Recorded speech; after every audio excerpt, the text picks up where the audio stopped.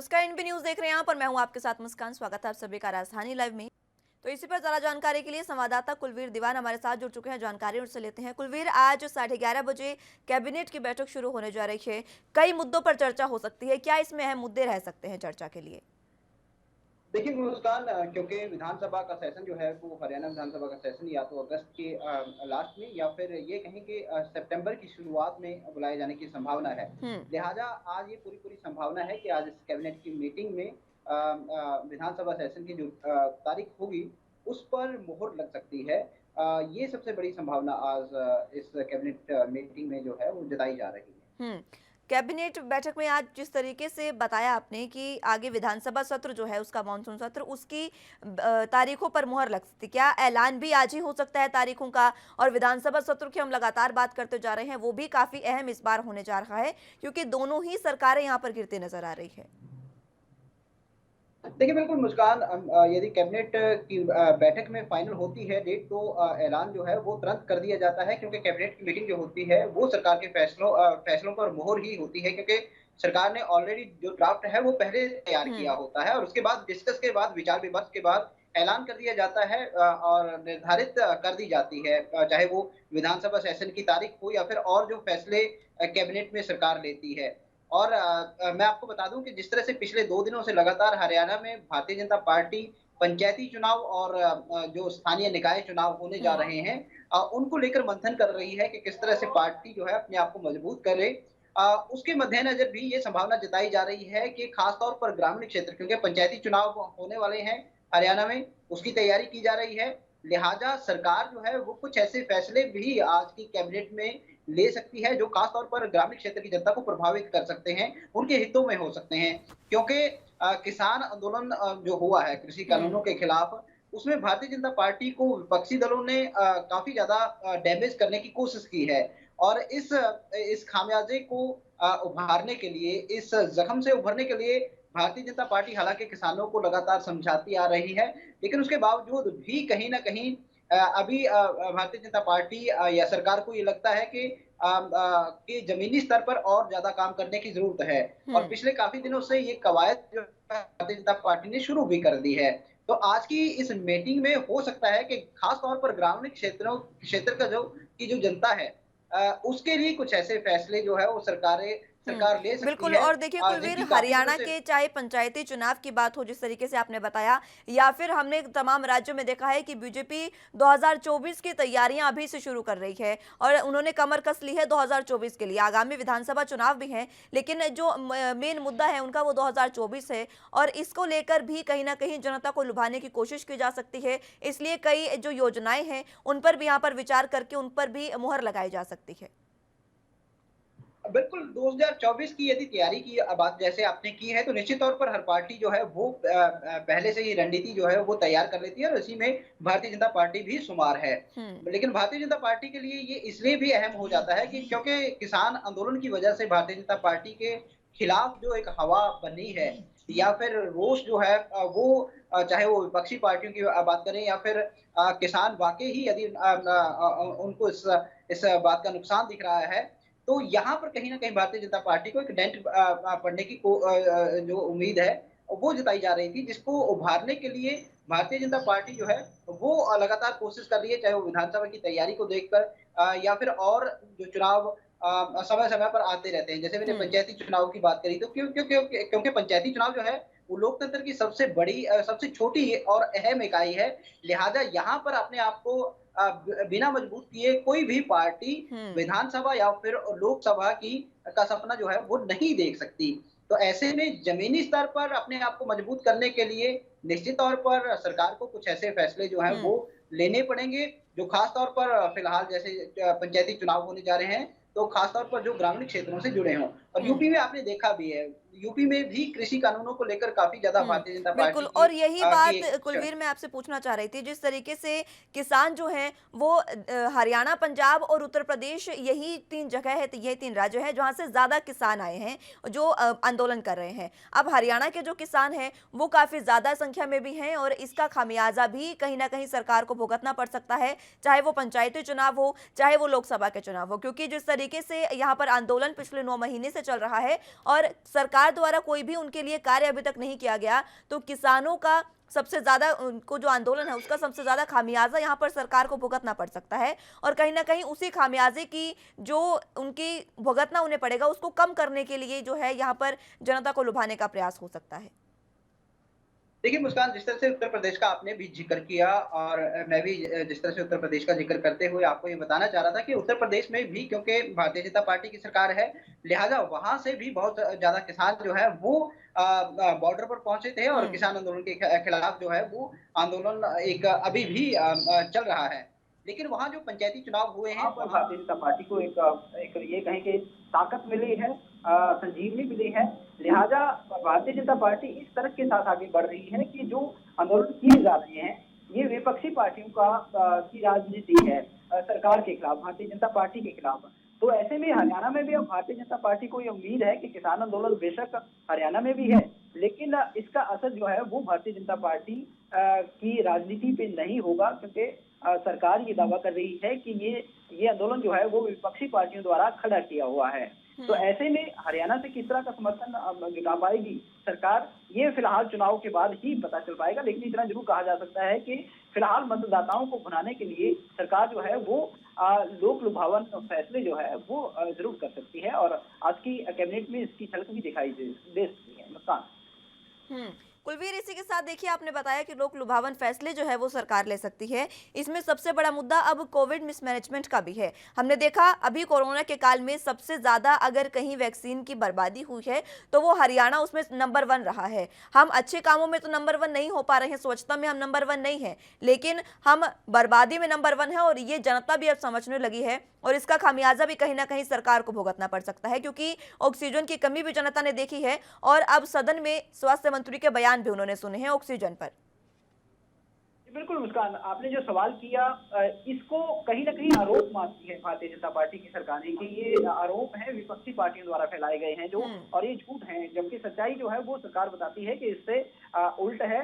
सरकार का ये दावा है कि मिसमैनेजमेंट कहीं नहीं हुई, नुकसान ज्यादा नहीं होने दिया, और लेकिन ये सरकार के दावे हैं, विपक्ष के आरोप हैं, लेकिन इसके बीच सच्चाई ये जरूर है कि कहीं ना कहीं एक खामियाजा जो है वो जरूर लोगों ने भुगता है, क्योंकि कोरोना काल जो है वो काफी लंबे समय तक चला है और इसमें न केवल हरियाणा की बात करें बल्कि पूरे देश या दुनिया की बात करें तो एक बड़ा खामियाजा जो है वो लोगों ने भुगता है। सरकारें फेल रही हैं, न केवल अपने देश की बात करें, यदि और देशों की बात करें वहां भी सरकारें जो है वो फेल रही हैं, क्योंकि ये एक ऐसी बीमारी थी जो बिना किसी तैयारी के या सोचा भी नहीं जा सकता था कि कभी इस तरह की महामारी आएगी जिस पर तमाम हमारी नियंत्रण पाने की कोशिशें जो है वो फेल होंगी। तो ये माहौल जो है न केवल हरियाणा में है बल्कि पूरे देश में है, पूरी दुनिया में है। जी बिल्कुल। और कुलवीर, जिस तरीके से आज कैबिनेट की बैठक है, क्या वहां पर मंत्री कब तक पहुंचना शुरू हो जाएंगे? 11:30 बजे बैठक की शुरुआत होनी है।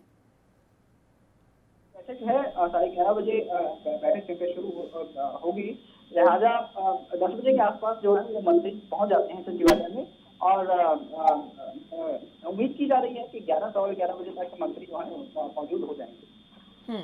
ठीक है, खुद यहाँ पर मुख्यमंत्री भी मौजूद रहेंगे। मैं लौटूंगी आपके पास, जानकारी आपसे लेते रहेंगे, लेकिन यहाँ पर फिलहाल एक वक्त एक छोटे से ब्रेक का है, फौरन हाजिर होंगे।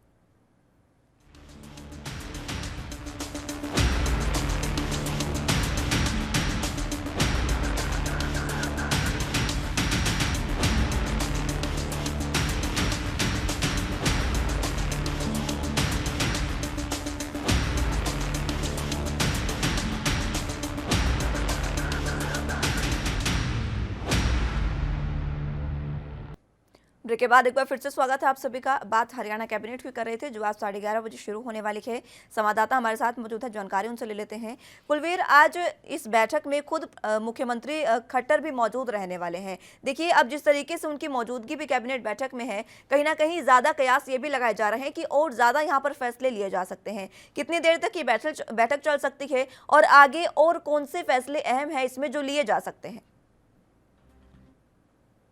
कैबिनेट की बैठक की जो अध्यक्षता है वो अमूमन मुख्यमंत्री ही करते हैं। कुछ ही परिस्थितियां हो सकती हैं इमरजेंसी की जहां पर कैबिनेट की अध्यक्षता जो है वो मुख्यमंत्री ना कर पाए, लेकिन होता यही है कि कैबिनेट की जो बैठक होती है उन उन उन बैठकों की अध्यक्षता जो है मुख्यमंत्री ही करते हैं।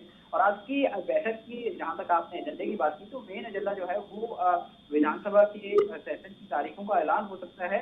और इसके अलावा जिस तरह से मैंने कहा कि कुछ फैसले जो है वो खासतौर पर ग्रामीण क्षेत्र की जो जनता है उसको ध्यान में रखकर हरियाणा सरकार ले सकती है।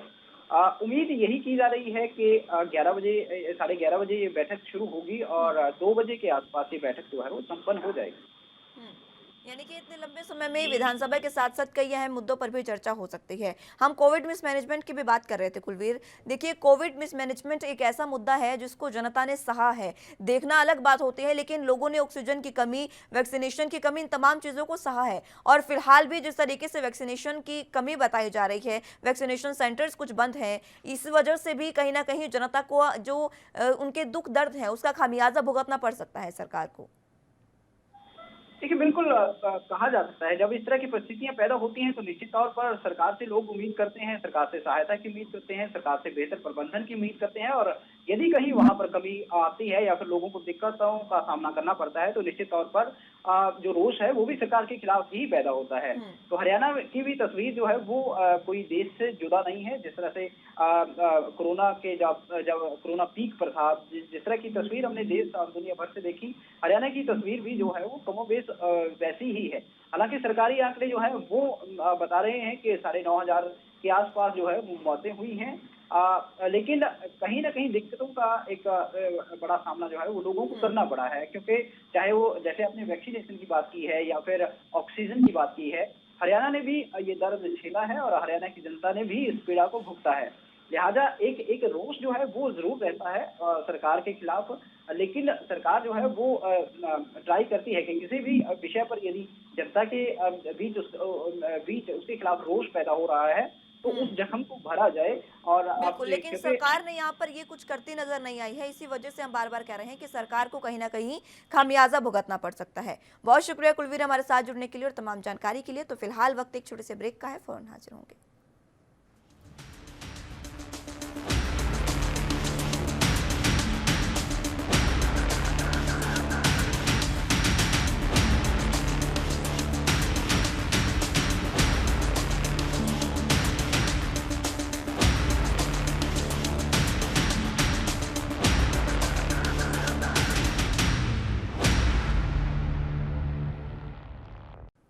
ब्रेक के बाद एक बार फिर से आप सभी का स्वागत है। रुख अगली खबर की ओर लेते हैं। दिल्ली छावनी की दलित बेटी का बलात्कार और हत्या के मामले में पीड़ित परिवार को न्याय दिलाने की मांग को लेकर और गुड़िया की आत्मा की शांति के लिए कांग्रेस कार्यकर्ताओं ने दिल्ली की सभी 70 विधानसभाओं में कैंडल मार्च निकालकर श्रद्धांजलि दी। दिल्ली प्रदेश कांग्रेस कमेटी के अध्यक्ष चौधरी अनिल कुमार पूर्व कांग्रेस अध्यक्ष राहुल गांधी के साथ ओल्ड नांगलगांव की 9 वर्षीय गुड़िया के बलात्कार और हत्या के मामले में पीड़ित परिवार से मिलने पहुंचे, जहां उन्होंने मृतक लड़की के माता-पिता से बातचीत करके उनके प्रति अपनी संवेदना भी व्यक्त की।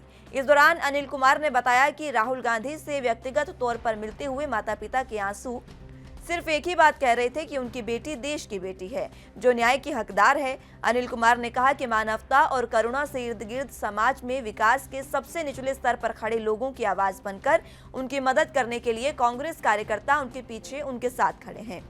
इस दौरान प्रदेश अध्यक्ष अनिल कुमार के नेतृत्व में ओल्ड नांगल गांव की दलित बेटी के बलात्कार और हत्या के मामले में पीड़ित परिवार को न्याय दिलाने की मांग को लेकर और गुड़िया की आत्मा की शांति के लिए कांग्रेस कार्यकर्ताओं ने दिल्ली की सभी 70 विधानसभाओं में कैंडल मार्च निकालकर गुड़िया को श्रद्धांजलि दी।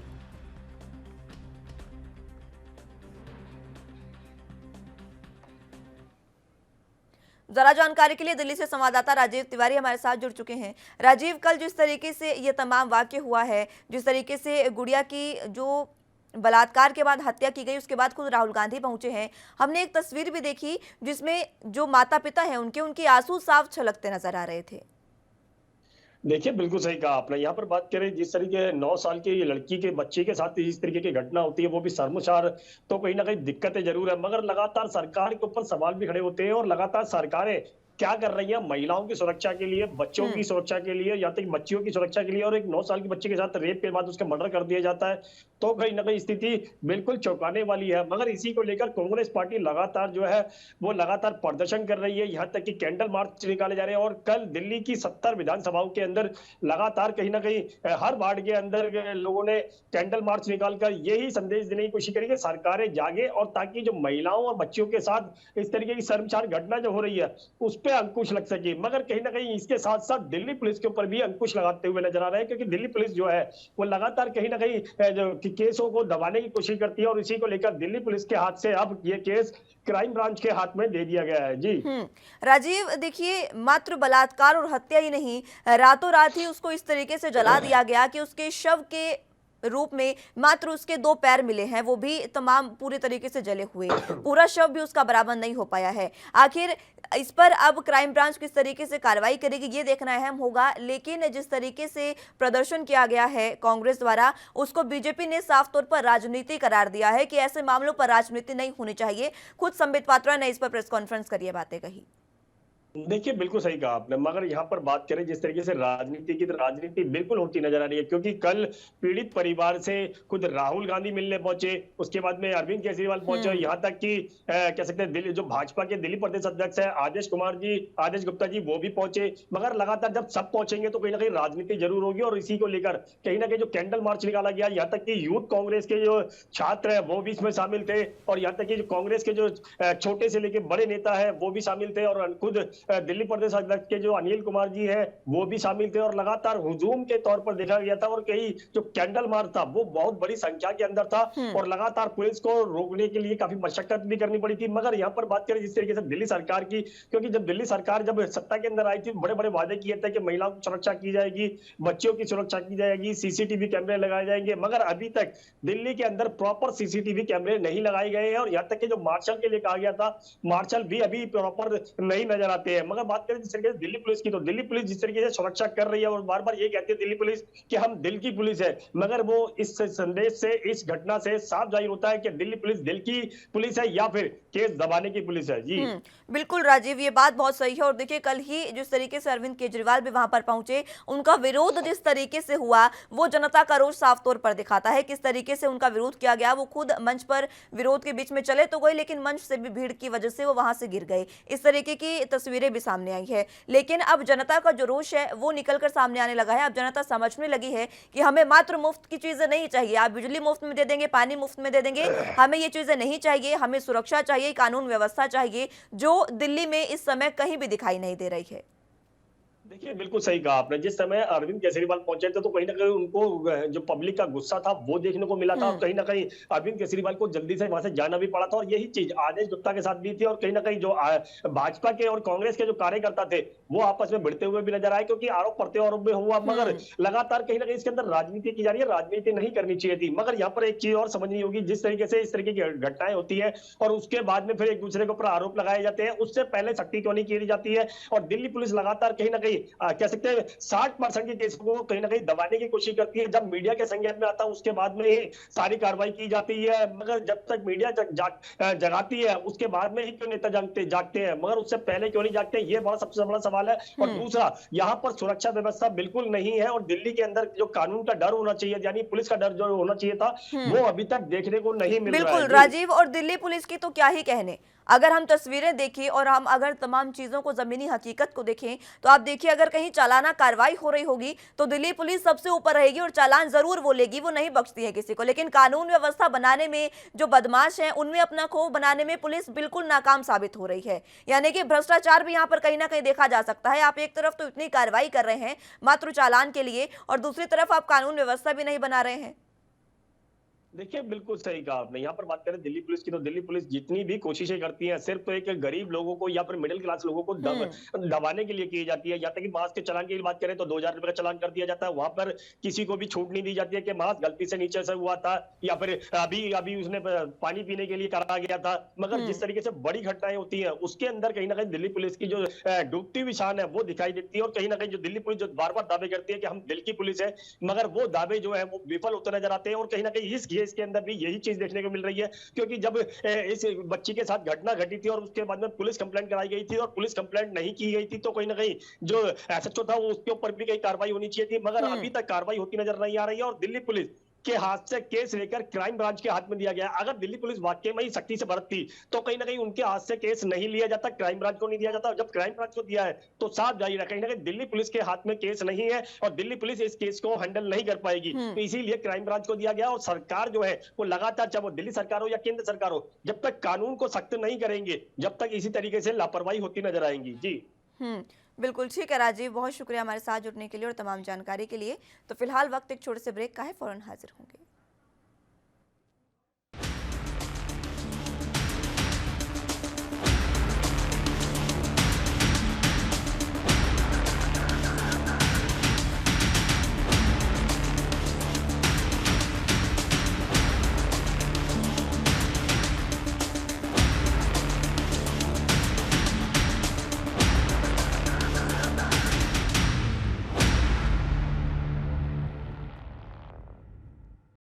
ब्रेक के बाद एक बार फिर से स्वागत है आप सभी का। महाराष्ट्र में, मध्य प्रदेश में पिछले कई दिनों से भारी बारिश जारी है। बारिश की वजह से राज्य में जनजीवन अस्त व्यस्त है और प्रदेश के 13 जिलों में पानी आफत बनकर गिर रहा है।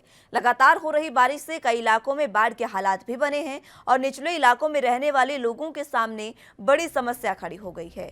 जगह जगह जलभराव होने से प्रशासन को राहत और बचाव कार्य में दिक्कत भी आ रही है। हालांकि एनडीआरएफ और एसडीआरएफ की कई टीमें राहत और बचाव कार्य में भी जुट गई हैं। वहीं भारतीय मौसम विभाग ने राज्य में अगले 2 से 3 दिन के लिए भारी बारिश की आशंका एक बार फिर से जता दी है। इधर मध्य प्रदेश सरकार बारिश और बाढ़ से पैदा हुए हालात पर नजर बनाए हुए है, तो वहीं केंद्र सरकार भी प्रदेश सरकार से संपर्क में है। प्रधानमंत्री नरेंद्र मोदी ने मुख्यमंत्री शिवराज सिंह चौहान से फोन पर बात कर बारिश और बाढ़ से उपजे हालातों के बारे में जानकारी ली है। पीएम मोदी ने मुख्यमंत्री से हर संभव मदद करने का भरोसा दिया। पीएम ने कहा कि प्रभावित लोगों तक मदद पहुंचाने का काम जारी है। मुख्यमंत्री शिवराज सिंह चौहान ने बताया कि राज्य में बारिश के बाद बाढ़ से हालात बिगड़ गए हैं। खासकर उत्तरी मध्य प्रदेश की स्थिति बेहद खराब है। अभी तक 240 गांवों में 5,950 लोगों को रेस्क्यू किया जा चुका है। वहीं करीब 2,000 लोगों के लिए राहत और बचाव कार्य जारी है। राहत और बचाव कार्य में सेना के हेलीकॉप्टर की भी मदद ली जा रही है।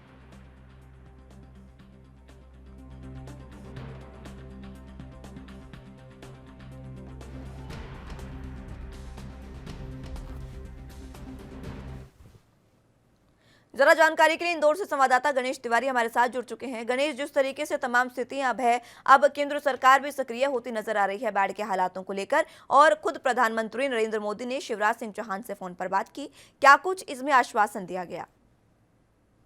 देखिए मुस्कान, बात करें तो जहां मध्य प्रदेश के कई हिस्सों में लगातार बारिश की वजह से अब जो है उत्तर मध्य प्रदेश की बात करें तो वहां पर बाढ़ के हालात पैदा हो चुके हैं। लोगों के संपर्क पूरी तरह से टूट चुका है एक स्थान से दूसरे स्थान का।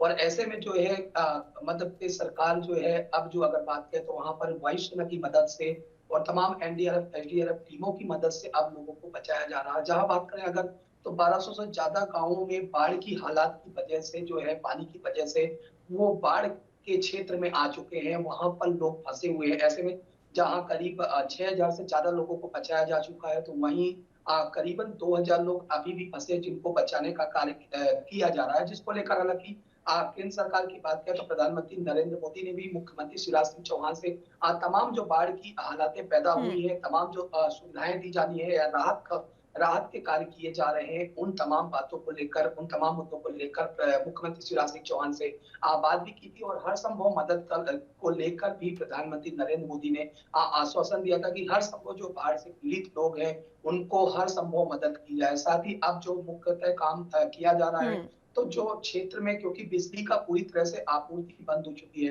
तो अब वहां पर अल्टरनेटिव बिजली जो है प्रोवाइड की जा रही है जिन क्षेत्रों के लोगों को ले जाया गणेश, जिस तरीके से अभी खुद शिवराज सिंह चौहान ने बताया कि अभी भी 2,000 से ज्यादा लोग हैं जिनका रेस्क्यू किया जाना है, उनके रेस्क्यू ऑपरेशन जो है उसमें एनडीआरएफ और एसडीआरएफ की टीमें किस तरीके से काम कर रही है और कहां तक अभी तक रेस्क्यू ऑपरेशन पहुंचा है? देखिए अगर बात करें तो मध्य प्रदेश में अब जो है जिस कदर बाढ़ के हालात पैदा हुए थे और जिस कदर जो है मध्य प्रदेश के कई ग्रामीण क्षेत्रों के लोग जो है अभी भी बाढ़ में फंसे हुए हैं। हालांकि अब जो है सरकार जो है इस पर एनडीआरएफ एसडीआरएफ की टीम जो है वायुसेना की मदद से, वहीं अगर बात करें तो आपदा प्रबंधन जो है, आपदा प्रबंधन की टीमें भी अब इस पर सक्रिय हो गई है। और सबसे बड़ी बात जो भारतीय सेना है, भारतीय सेना भी इस पर सक्रियता दिखा रही है और भारतीय सेना की मदद से अब जो लोग अभी भी फंसे हुए हैं उनको तीव्रता के साथ जल्द से जल्द वहां से निकालकर और जो सुरक्षित जगह है वहां पर ले जाया जा रहा है ताकि इन लोगों गणेश, को इस लोगों तरह के से लिए तो रेस्क्यू ऑपरेशन जारी है, तमाम सेनाएं हैं, एनडीआरएफ, एसडीआरएफ है, सेना है, तमाम लोग हैं जो उनके लिए काम कर रहे हैं। लेकिन फिलहाल कल हमने एक तस्वीर देखी जिसमें शिवपुरी का जो पुल था वो किस तरीके से जल प्रलय में पूरे तरीके से बह गया था, मात्र एक पानी की वजह से वो पुल बहा था। अब जानकारी की बात यह है कि जब इस तरीके से ये पुल बह गया है तो इस बीच किस तरीके से पानी को जो निकासी है उसकी किस तरीके से की जाएगी और कहां पर यह पानी छोड़ा जाएगा जिसकी वजह से जो वहां पर अभी जल प्रलय है उसको संभाला जा सके। देखिए, अभी सबसे बड़ी बात है कि अब जो है बारिश के मुख्यमंत्री शिवराज सिंह चौहान ने भी ये बात कही है कि अब बारिश उस क्षेत्र में जो है धीरे धीरे कम हो रही है। तो हालांकि जल स्तर की बात करें तो अब जल स्तर भी धीरे धीरे कम होने लग गया है। लेकिन अभी सबसे बड़ी एक मुसीबत यह भी है कि मौसम विभाग के हिसाब से अगर बात करें तो मौसम विभाग ने यह बात भी जताई है कि 2 दिन जो है भारी बारिश इन क्षेत्रों में हो सकती है। तो ऐसे में अब नई मुसीबत पैदा हो गई है कि अगर बारिश का स्तर अगर जल भरा हुआ है, जो बाढ़ के हालात पैदा हुए हैं, वो कम बारिश की वजह से पानी का जो बहाव है वो कम हो रहा है। लेकिन अगर भारी बारिश एक बार फिर अगर होती है तो उस क्षेत्रों में फिर बाढ़ की और ऐसी स्थिति फिर से पैदा हो सकती है। तो हालांकि अब सरकार जो है जल्द से जल्द लगी हुई है, जो आगे के डैम है उनके भी पूरी तरह से जो द्वार है वो खोले जा रहे हैं ताकि जो पानी का बहाव है वो तेजी से दूसरी नदियों में या दूसरे क्षेत्रों में निकल जा सके और जो बाढ़ प्रभावित क्षेत्र है वो कहीं ना कहीं वहाँ के जो आम जनता है, जो वहाँ पर लोग फंसे हुए हैं, उनको थोड़ा सा राहत मिल सके। क्योंकि लगातार जो बारिश से अब पूरी तरह से मध्य प्रदेश के हाल बेहाल हो चुके हैं और करीब 13 अगर गाँव के जिलों की बात इस दौरान गणेश, आपदा प्रबंधन विभाग क्या कुछ कर रहा है? क्योंकि देखिए ये जो अगर पूरा मामला है वो आपदा प्रबंधन के अंतर्गत आता है तो उनकी क्या कुछ रुख है फिलहाल? देखिए, अगर मुस्कान अभी सबसे बड़ी चुनौती अगर आपदा प्रबंधन की बात करें तो क्योंकि अभी भी सभी लोगों को निकाला नहीं जा सका है। अभी भी अगर बात करें तो तकरीबन 2000 के आसपास लोग अभी भी फंसे हुए।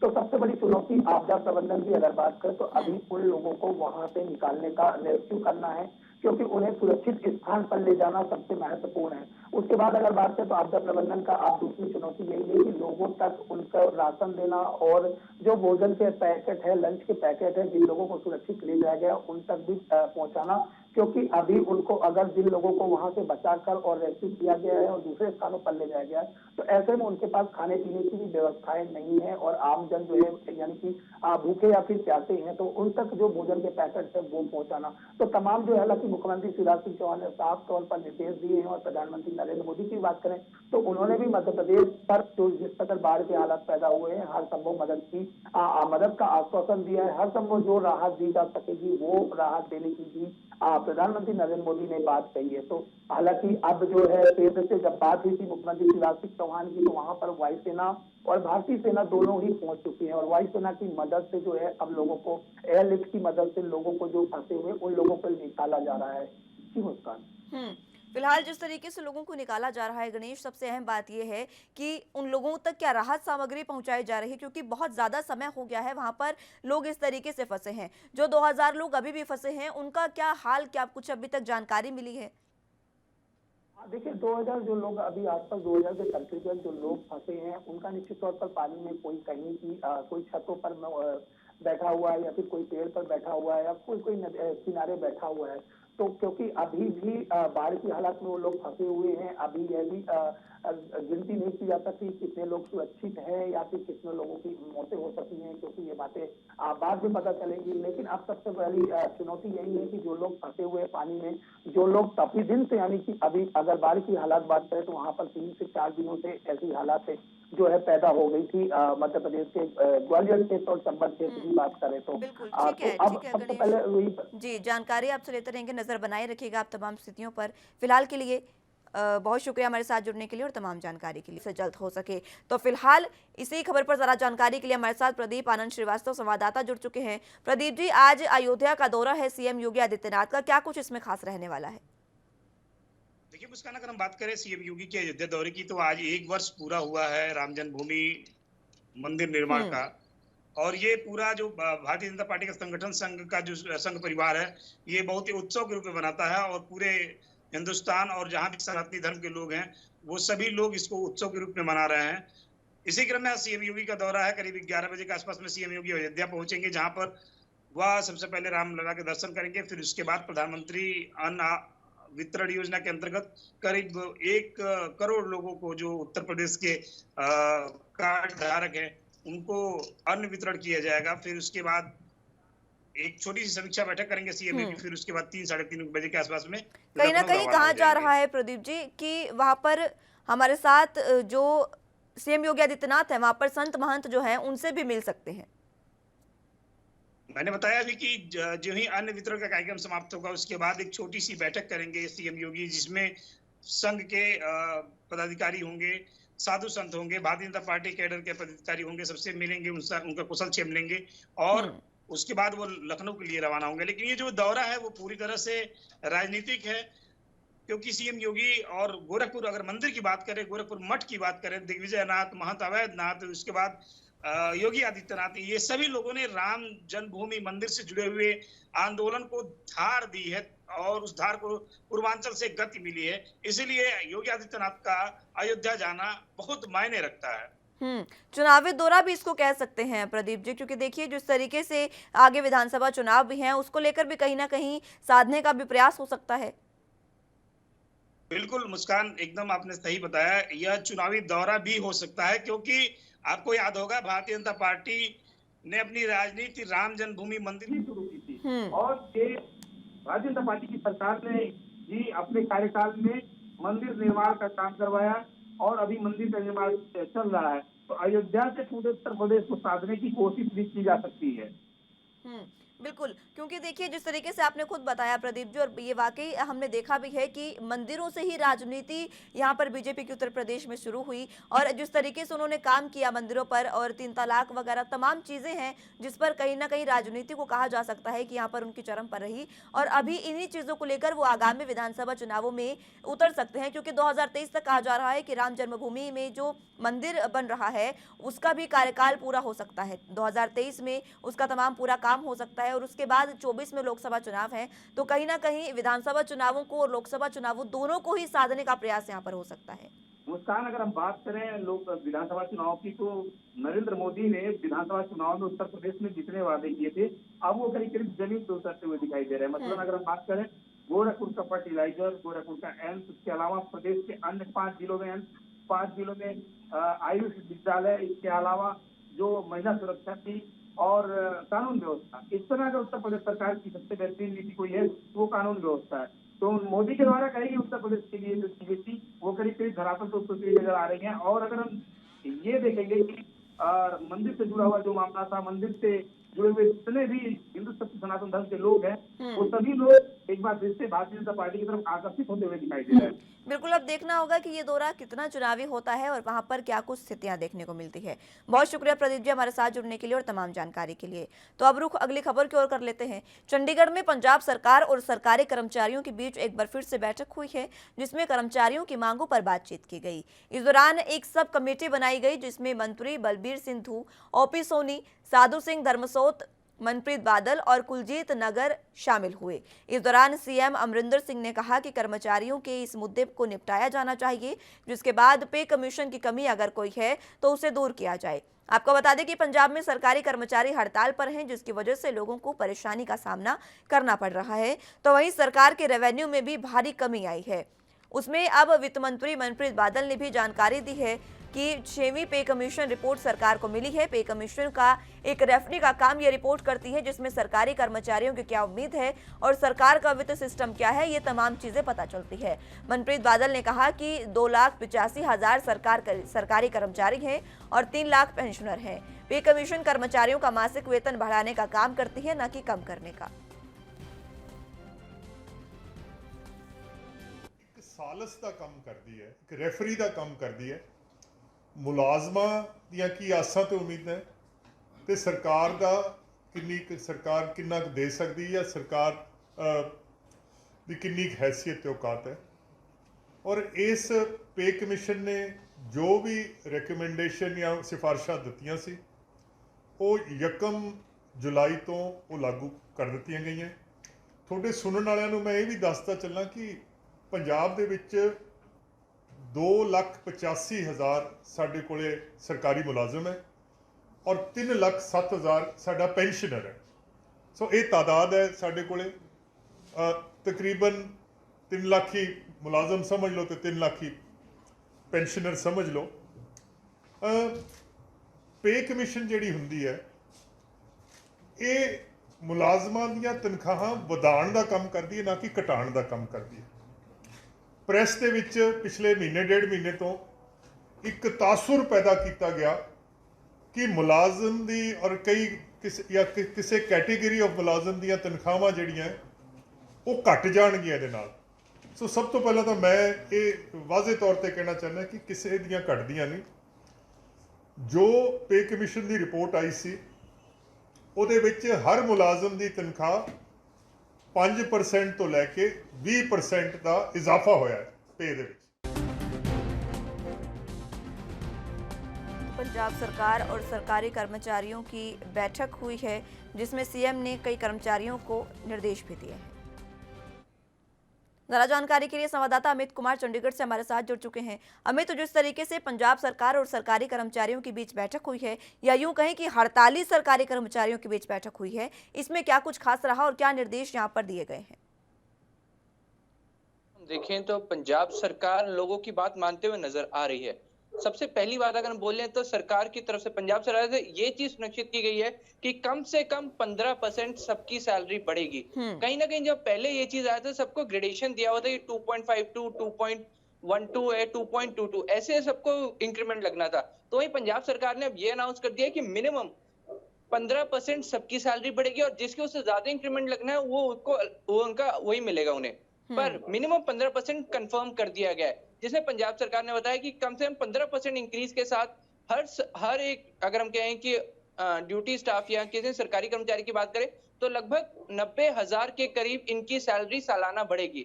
मतलब अगर आप देखें ऑल ओवर इनको सबको फायदा ही नजर आ रहा है। तो वही अगर ठीक है, जानकारी आपसे लेंगे। अमित, आप जुड़े रहिए हमारे साथ, जानकारी आपसे लेते रहेंगे, लेकिन फिलहाल वक्त एक छोटे से ब्रेक का है, फौरन हाजिर होंगे।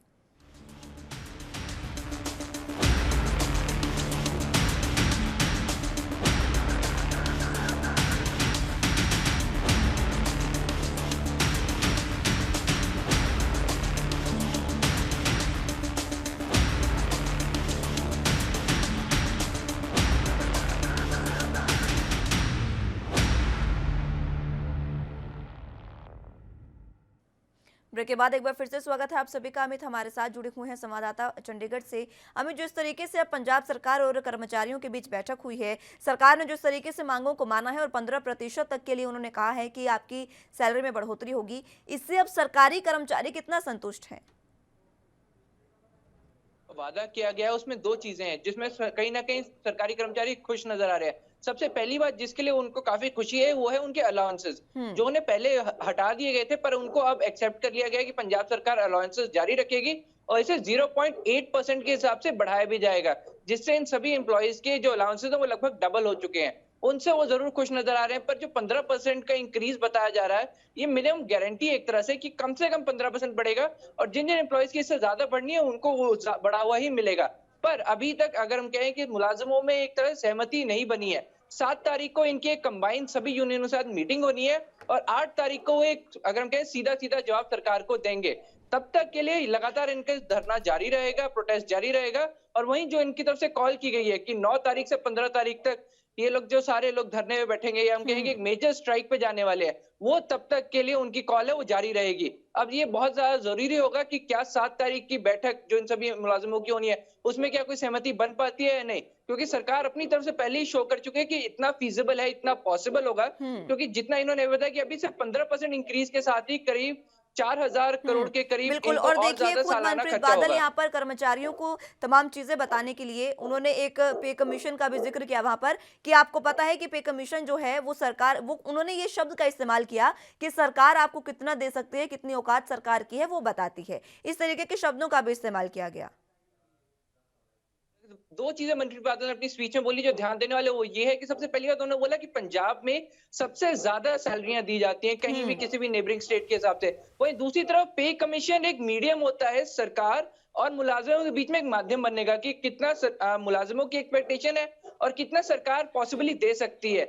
वहीं अगर हम पंजाब की बात करें तो काफी टाइम से खजाना खाली है की बात लगातार पंजाब सरकार बोलती आई है। ऐसे में ये इंक्रीमेंट लगाना उनके लिए काफी ज्यादा मुश्किल और पॉसिबली काफी ज्यादा फाइनेंशियली बर्डन वाला था। तो अब ये देखना होगा कि क्या सहमति बन पाती है कि नहीं, क्योंकि 15% ऑल ओवर हम कंसिडर करें तो काफी अच्छा रेज है, पर क्या मुलाजिम इसके लिए तैयार होते हैं नहीं, ये अब देखना होगा। बिल्कुल, बहुत शुक्रिया अमित हमारे साथ जुड़ने के लिए और तमाम जानकारी के लिए। तो अगली खबर को रुख कर लेते हैं। 4 फरवरी को पोर्नोग्राफी रैकेट का भंडाफोड़ करने के दौरान कुल 5 आरोपियों को मुंबई क्राइम ब्रांच की प्रॉपर्टी सेल ने गिरफ्तार किया था। कुछ दिनों की जांच के बाद 4 और आरोपियों की गिरफ्तारी इस मामले में हुई थी। अब मुंबई क्राइम ब्रांच की इस बड़ी कार्रवाई के 1 हफ्ते बाद ही संदिग्ध कार केस और मनसुख हिरेन हत्याकांड के बाद मुंबई पुलिस सवालों के घेरे में आ गई थी, जिसके बाद तमाम गंभीर आरोपितों और प्रत्यारोपों के बीच मुंबई पुलिस के मुखिया सहित क्राइम ब्रांच और सिटी पुलिस के तमाम अधिकारियों और कर्मचारियों का तबादला कर दिया गया था। अब इस हंगामे के बीच पोर्नोग्राफी मामले की जांच जो है वो आगे नहीं बढ़ पाई थी और प्रॉपर्टी सेल ने अप्रैल 2021 में अपनी चार्जशीट दाखिल कर दी थी, जिसमें राज कुंद्रा का नाम नहीं था। चार्जशीट फाइल होने के बाद राज कुंद्रा को यह लगने लगा था कि पोर्न रैकेट का मामला पूरे तरीके से शांत हो चुका है और वो और उनकी टीम बेपरवाह होकर प्लान बी को अंजाम देने पर काम में लग गई थी। लेकिन क्राइम ब्रांच में आए नए अफसरों ने जब जून महीने के पुराने मामलों को खंगालना शुरू किया तो उनके हाथ पोर्नोग्राफी केस की फाइल लगी। फिलहाल राज कुंद्रा ने अपनी गिरफ्तारी को अवैध बताते हुए ये चुनौती दी है कि क्राइम ब्रांच की ओर से उसे 41A के तहत नोटिस नहीं दिया गया, जिस पर कोर्ट ने अपना आदेश सुरक्षित रखा हुआ है। और ये जो जानकारी तमाम है ये खुद क्राइम ब्रांच के ही सूत्रों से सामने आई है कि किस तरीके से ये स्टोरी है। आपको बता दें कि अब ये बात सामने आई है कि पोर्नोग्राफी केस का खुलासा तो 4 फरवरी को ही हो गया था, लेकिन जिस तरीके से वहां पर सवालों के घेरे में मुंबई पुलिस थी, चाहे आप मनसुख हिरेन हत्याकांड ले लीजिए या फिर जो संदिग्ध कार केस था उसको ले लीजिए, उसके बाद आरोप प्रत्यारोप लग रहे थे मुंबई पुलिस पर।